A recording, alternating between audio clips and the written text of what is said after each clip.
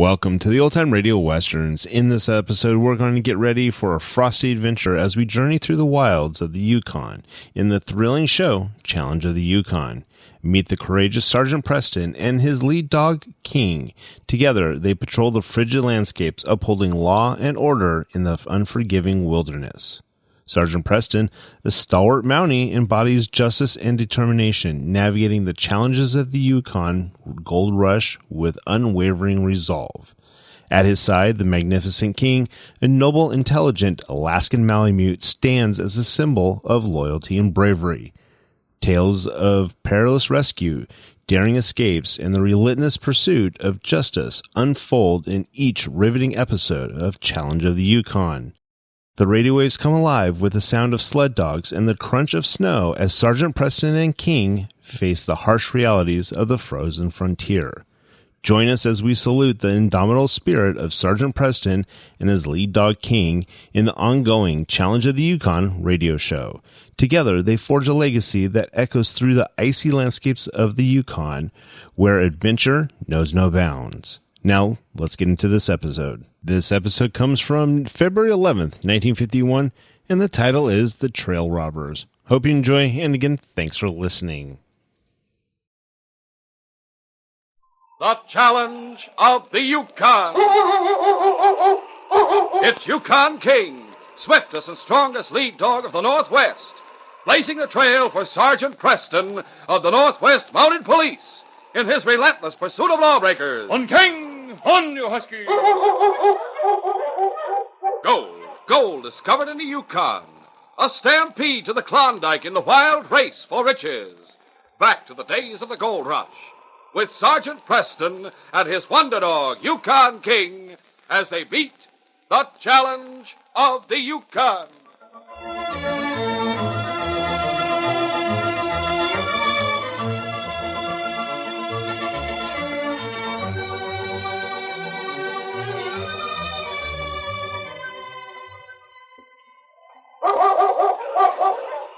One day in early winter, Sergeant Preston was traveling north along the Yukon Trail on his way to Dawson City. As he neared his destination, he sighted a boy trudging toward him from the direction of town. The boy was accompanied by a big Newfoundland dog, which carried a small bundle of supplies strapped to his back. Sergeant Preston halted his team and hailed the boy. Okay, hurry, husky. Hello. Hello, son. Hi, Molly. Where you heading? I'm on my way to visit a friend. He has a cabin south of here. I'm Sergeant Preston. My name's Davy Martin. Glad to know you, Davy. Where's your home? Well, I don't really have a home. At least not anymore. No relative? Just my mother. She's in a charity hospital down in Seattle. How'd you get into the territory? Well, I worked my passage up to Skagway as cabin boy on a ship. And I worked as a dishwasher for a couple of months until I earned enough money to get over the pass and go on to Dawson. I suppose you wanted to get in on the gold rush. Oh, yes, sir. I thought if I could strike it rich, I could pay my mother's doctor bills and buy a home for us. But, well, when I got to Dawson, I found out I couldn't even get a miner's license until I'm 18. How old are you? 16. What do you intend to do? Go back to the States? Oh, yes, sir. This friend I'm going to visit's a dog freighter. He said I could travel with him on his next trip down to Skagway. From there, I'm hoping I can work my way back to Seattle. Oh. Well, you don't seem to have many supplies. Better let me give you a few things. Oh, no, thanks, Sergeant. When I run short, I can work for my means. Now, don't argue, son. I'm just coming back from patrol, so I won't need the rest of these supplies. Overriding the boy's objection, Sergeant Preston took the rest of his own supplies and added them to the small bundle which the Newfoundland dog was carrying. Gosh, Sergeant, I don't know what to say. Well, then, don't say anything. It's a fine dog you have, Davy. Oh, yes, sir. I sure think so. Skipper and I are pals, aren't we, Skip, old boy? Sure we are, boy. Oh, but say, Sergeant, if I didn't have Skipper, I'd sure like to have that big lead dog of yours. What's his name? King. He and I are pals, too, aren't we, King? Oh, gosh. Well, I'd better be pushing on to town, Davy. Take care of yourself, son, and best of luck. Well, thanks, Sergeant. So long. Bye, Davy. Line the team, boy. All right, on King, on you husky.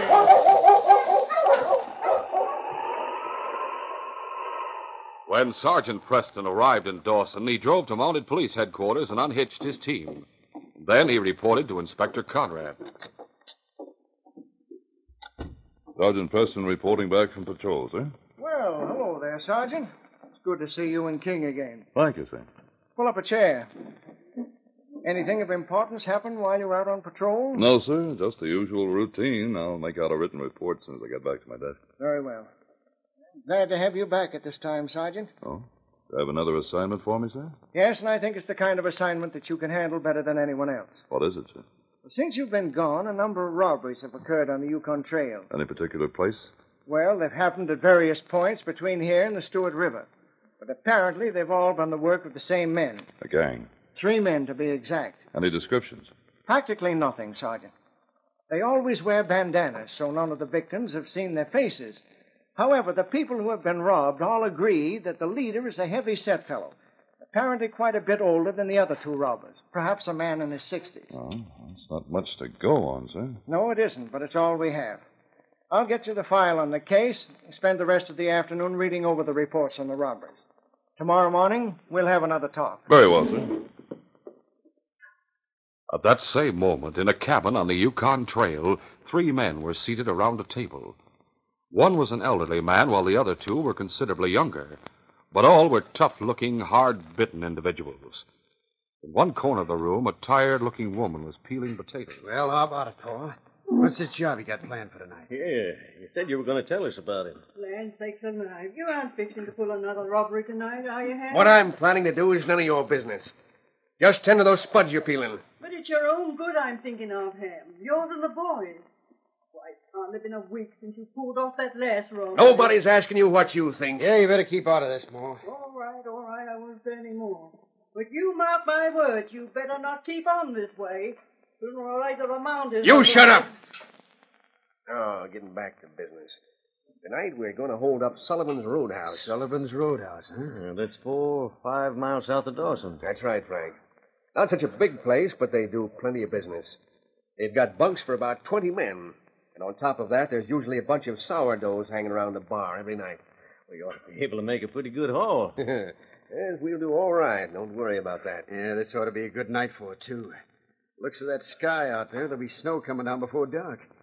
Cover our tracks. Yes, just what I'm thinking. But we'll take extra precautions just in case.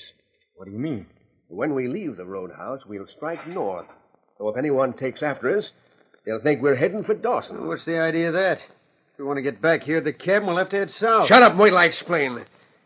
We'll only head north for a mile or so. And we'll come to a branch trail I know about that cuts off to the east. Oh, yeah, I know that trail. When we get there, we'll turn off to the east. And circle back here to the cabin. Oh, now I savvy.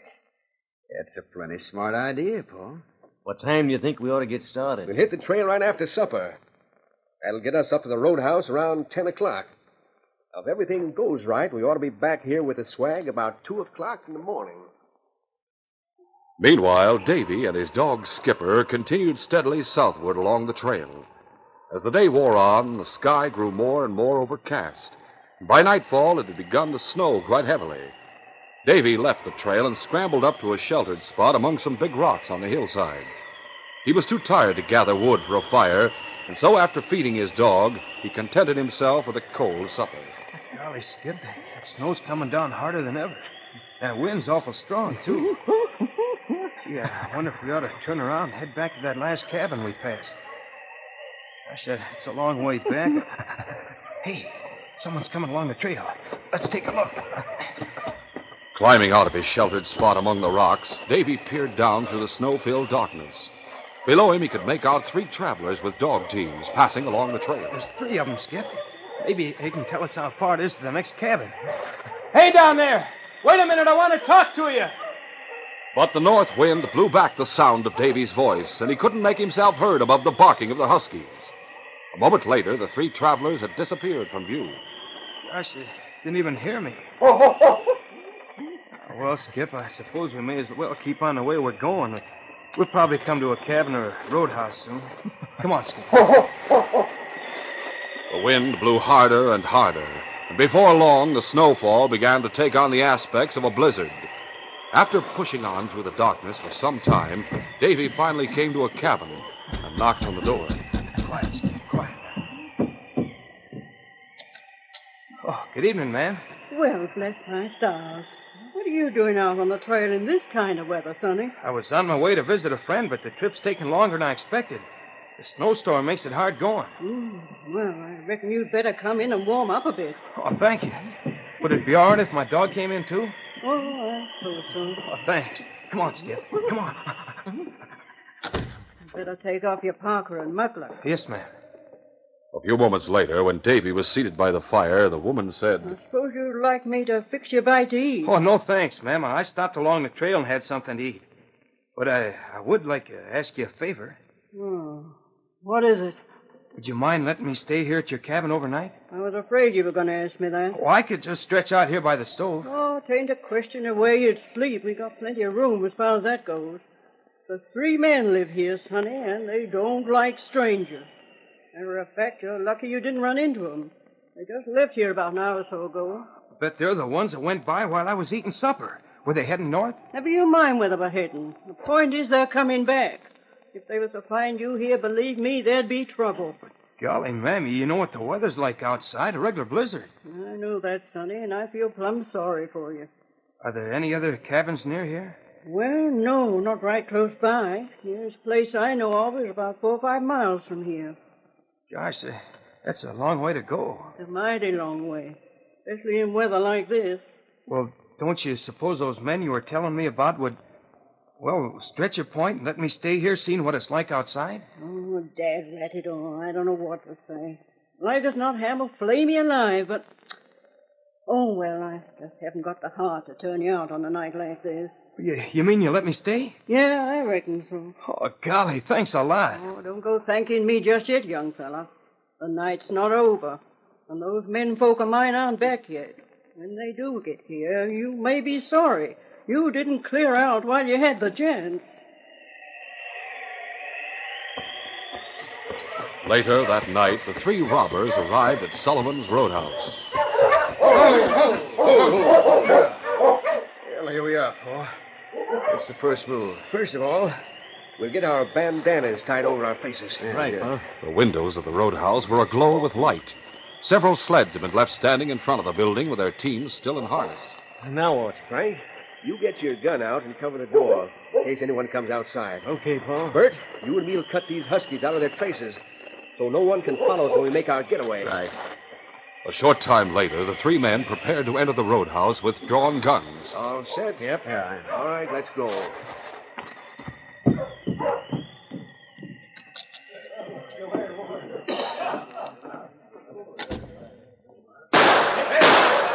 Get your hands up, all of you. Holy smoke, it's a stick-up! No, you don't.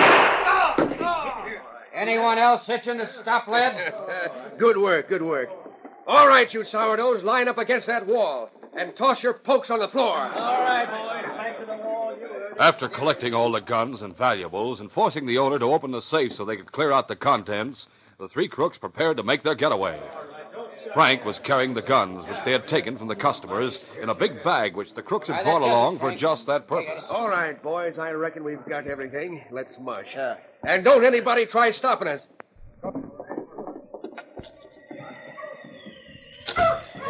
What'll I do with these guns, Pa? Heave them into the snow. Right. Now, get that stuff on the sled, Bert. Then you get on. Hurry up now. That's it. Now.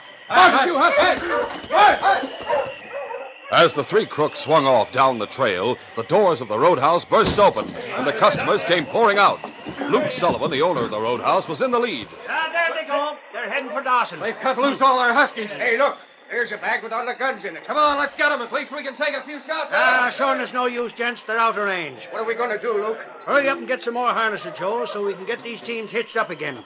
Then we'll see if we can't trail them thieving skunks. Well, what are you standing there for? As soon as their teams were harnessed, a group of men from the roadhouse started after the crooks. But they soon realized the pursuit was hopeless. After giving up the chase, Luke Sullivan sent his assistant, Joe Hurley, into Dawson to notify the Mounties. In response to the summons, Sergeant Preston and Constable Alex Ross arrived at the roadhouse, accompanied by a police surgeon to attend to the man who had been shot during the holdup. Luke Sullivan spoke to the Mounties. I suppose Joe has told you all about the holdup, has he, Sergeant? He's given us the bare facts, Luke. He says the robbery was committed by 3 men. Yep, that's right. And if you ask me, it was them same three crooks that have been pulling off all the hold-ups along the Yukon Trail these last couple of months. What do they look like? Sure, we got no look at their faces. They were wearing bandanas. Can't you give us any description of them? Well, they were wearing drill parkas, and they were big fellas, all three of them. What about the leader? Stop to think of it, he seemed quite a bit older than the other two. Almost an elderly gent, you might say. In that case, you're probably right, Luke. It corresponds to what we know about the three men who committed the other holdups. Me and some of the other boys took after him, but 'twas no use whatsoever. By the time we got our teams hitched up, the snow had covered their trail. We couldn't tell the fresh tracks from the old ones. They certainly picked a good night for a holdup. Do you think there's any chance of King trailing them, Sergeant? I doubt it in a snowstorm, especially without a scent guide of some kind.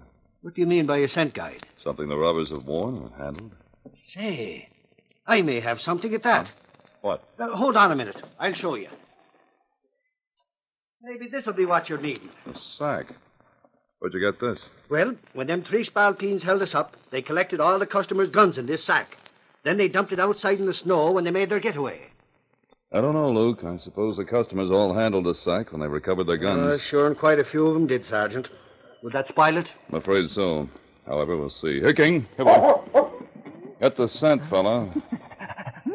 King sniffed the sack carefully.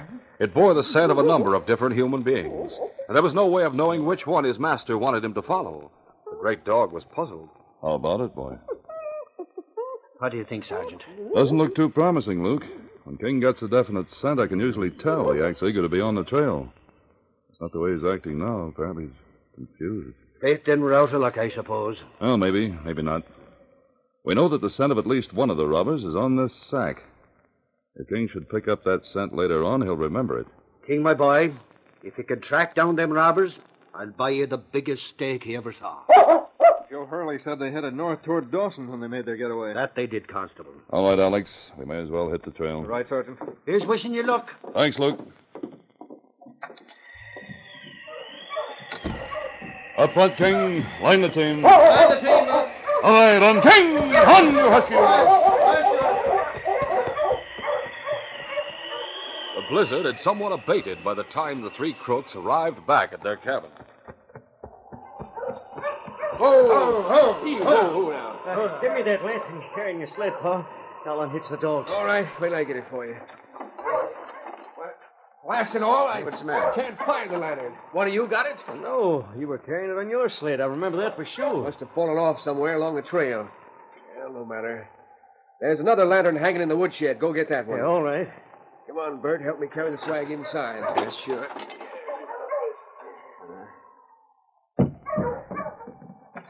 That you, Ham? What? What in tarnation are you doing up at this time of night, Elmer? I told you before not to sit up for us when we're pulling a job. Now, Ham, control yourself. Go ahead and put the swag on the table, Bert. We'll count it up later on. Yeah, sure. The reason I waited up for you is that we've got a visitor. A visitor? Land sakes, don't go roaring so loud. You wake him up. Who is he? Oh, just a boy. He's sleeping in the back room in Frank's barn. My thunder, I've told you 100 times I don't want no strangers poking their noses around here. But I couldn't turn him away, not in weather like this. I don't give a hang what kind of weather it is. He's not staying around here. But there's no place else he could go. That's his lookout. I'm going to boot him out of here right now. Now, wait a minute, Pa. What's the matter with you? Don't you think it's kind of risky kicking him out this way? What are you talking about? Well, I mean, if we kick him out now, he's not going to forget about it. Like as not, he'll tell folks how us three came home in the middle of the night and turned him out in this blizzard. Well, what if he does? Suppose the kid blabs to someone. And then that someone hears how Sullivan's roadhouse was robbed tonight by three men. They might figure out that we did it. Say, thunder, I never thought of that. Grab up the lamp and we'll go back and see if he's sleeping. Yeah, good idea.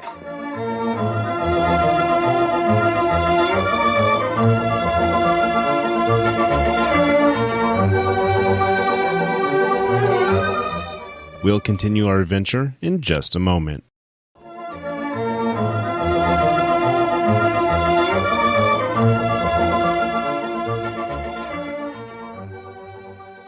Davy had been awakened by the sound of Ham's angry voice, and after hearing what Bert had said, he huddled terrified under the blankets. He decided to pretend that he was asleep. His dog, Skipper, who was stretched out on the floor beside the bunk, looked up with a growl as Ham and Bert appeared in the doorway. He's asleep, all right. Yeah, dead to the world. Come on. Go back out in the front room. Figure out what to do. You're not going to turn him out, are you, Ham? No, I'm not going to turn him out. But we may have to get rid of him. You mean get rid of him? Yes, kill him, that's what I mean. Holy smoke, Pa. Do you know what you're saying? Certainly I know what I'm saying. Whether we kick him out or not, he knows the three of us were gone somewhere for half the night. Like you say, could be mighty unhealthy for us if that news ever got circulated around. Oh, Pa, you can't do it. Shut up and let me think. If you hadn't been such a fool, we wouldn't be in this mess. Doggone it, I don't like the idea of killing him. We can get away with all these robberies, but murder is something else. What are you talking about? You plugged a man at the roadhouse tonight. I just winged him. It wasn't murder. Besides, if we did kill him, what do we do with his body? Bury it somewhere. What do you suppose? Yeah. What happens when he turns up missing? For all we know, a dozen different people saw him heading this way. The Mounties might be able to trace him right here to this cabin. Reckon they might at that. I don't think the kid's likely to go shooting off his mouth. Not if we don't turn him out or do anything to make him suspicious. That's right, Ham. I'm not so sure about that. I say we better not do anything hasty. Let's sleep on it first. The kid'll still be here tomorrow morning. Maybe you're right. I'll think it over. But if I still feel the same way in the morning, I'm going to do away with the kid, whether the rest of you like it or not. Meanwhile, Sergeant Preston and Constable Ross had arrived at the branch trail, where the three crooks had turned off in order to circle back to their cabin. Poking! Hurry! They turned off on this branch trail, Sergeant? I don't know, Alex. Might be worthwhile to follow it and see if King can pick up that scent. If this trail circles back to the south, wouldn't make sense for them to head toward Dawson if they wanted to go in the opposite direction. They might have done it on purpose to mislead us. What's the matter with King? Looks like he's found something. Just a second, fella. I'll light a lantern. We'll go over and see what it is. A moment later, the sergeant and Constable Ross bent down to examine King's find. What? It's a lantern. Yes. From the depth of the snow under it, I'd say it was dropped here sometime tonight. Do you suppose it belonged to the hold-up men? It's possible. If they did use this branch trail, the lantern may have rolled off one of their sleds while they were making the turn. Oh, wait a minute. What's the matter? There's a name painted on the bottom of the lantern. Ham Wiley. You know who he is? I certainly do. Met him last summer. He and his sons were rafting logs downriver to Dawson before the freeze-up. How many sons does he have? 2. And they're both grown men. Holy mackerel, in that case... Yes, they could be the 3 men who held up the roadhouse. Where do they live? A cabin south of here.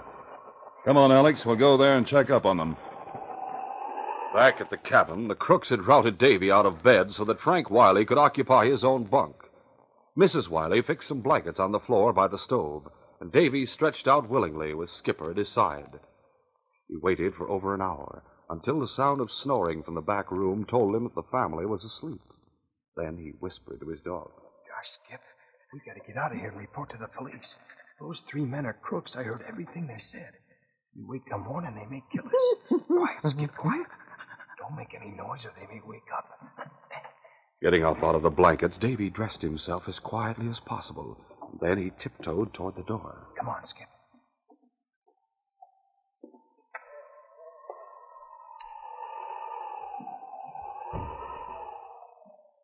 Sometime later, Bert Wiley was awakened by the sound of the door swinging open and shut.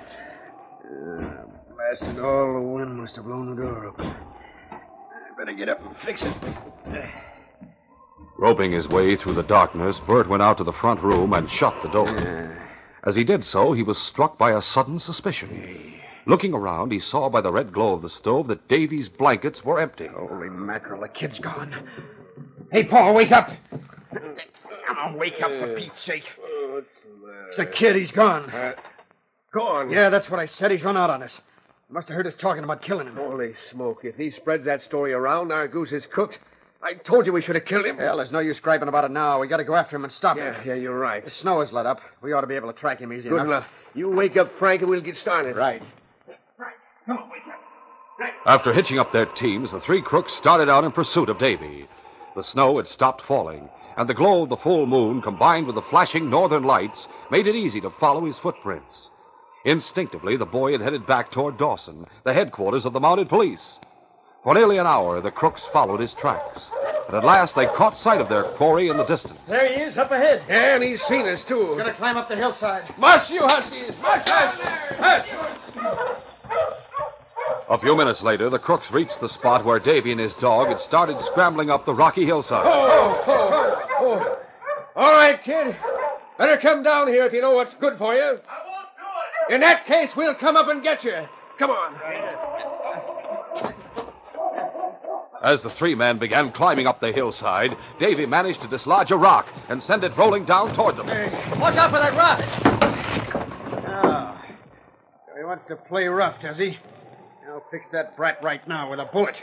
Hey, what's that? Look, someone's coming around the bend. Can't plug the kid now, Bert. Shot'll give us away. We gotta take care of him somehow. Looks like we're in trouble no matter what we do. Get your gun out, Frank.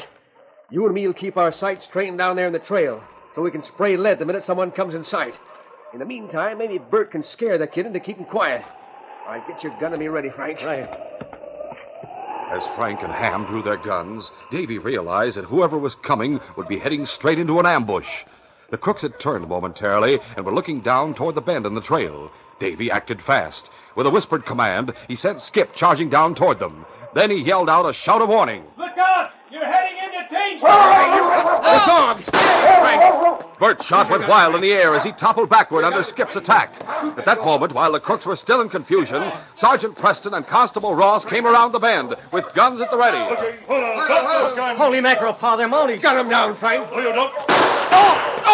The two Mounties had shot first, and the two crooks tumbled face downward on the slope. Help me, kid.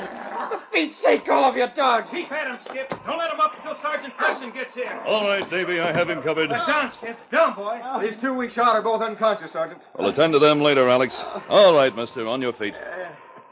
Now turn around and hold out your hands. Handcuff him, Alex. Right, Sergeant. Who are these fellas? Are they the ones we were looking for? Yes, Alex, this man's Bert Wiley. The other two are his father and his brother. Gosh, Sergeant, you arrived just in time. They were going to kill me. Your shout of warning saved our lives, Davy. How'd you get mixed up with these men? Well, I stopped off at their cabin tonight on account of the blizzard. Mrs. Wiley was there alone. She let me stay, but when these three men got back, her husband was real mad at her for letting me in. Oh? It seems he and his sons had just robbed a roadhouse or Then something. you were right, Sergeant. Yes. Go on, Davy. Well, Mr. Wiley wanted to kill me for fear I might give him away, but finally they decided to wait till morning. They thought I was asleep, Sergeant, but I heard everything they said. So I waited till he went to bed, and then I sneaked away from the cabin. I headed back to Dawson so I could get word to the police, but they came after me, and, well, you know the rest. Well, Davy, you've had a bad time of it since you came to the Yukon, but now I think your luck's turned. What do you mean? There's a $5,000 reward posted for the capture of these crooks. I'm going to see that it's paid to you. 5,000? Oh, golly, Sergeant. Oh, but gee, you're the ones who captured them. We might both have been killed if you hadn't shouted that warning and the skipper hadn't taken care of Bert Wiley. Besides, the Northwest Mounted Police doesn't accept rewards, Davy, so the $5,000 will be all yours. Gee, with that money, I'll pay Mother's doctor bills, and we'll be able to have a home of our own. Oh, gosh, Sergeant, I can hardly wait to see her and tell her the news. I imagine she'll be mighty happy just seeing you again, Davy. By that time, these three will be behind bars where they belong, and this case will be closed.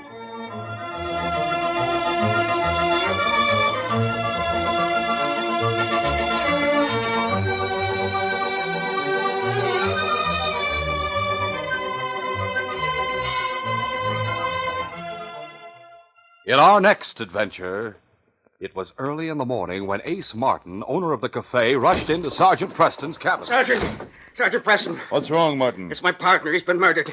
His furniture's wrecked. Dishes are smashed. Lamps are busted. And blood all over his cabin. All right, King, let's go, boy. Sergeant Preston doesn't realize that he is to oppose a crook of exceptional cunning. One who lies in wait with a loaded gun to kill anyone who successfully follows his trail. Be sure to hear this exciting adventure next Saturday. These radio dramas, a feature of the Challenge of the Yukon Incorporated, are created by George W. Trendle, produced by Trendle Campbell Enterprises, directed by Fred Flowerday, and supervised by Charles D. Livingston. The part of Sergeant Preston is played by Paul Sutton. They are brought to you every Saturday and Sunday.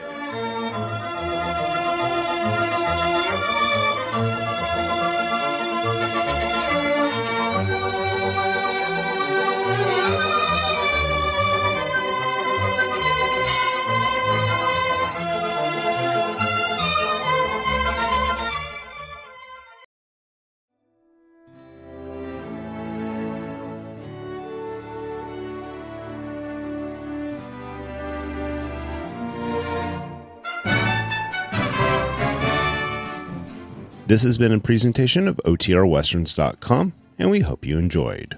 Please take some time to like and rate our shows in your favorite podcast application. Follow us on Facebook by going to OTRWesterns.com/Facebook. Subscribe to our YouTube channel by going to OTRWesterns.com/YouTube. And send us an email, podcast@OTRWesterns.com. You can call and leave us a voicemail, 707-986-8739. This episode is copyright under the Attribution Non-Commercial Share Alike Copyright. For more information, go to OTRWesterns.com/copyright. Have a great day, and thanks for listening.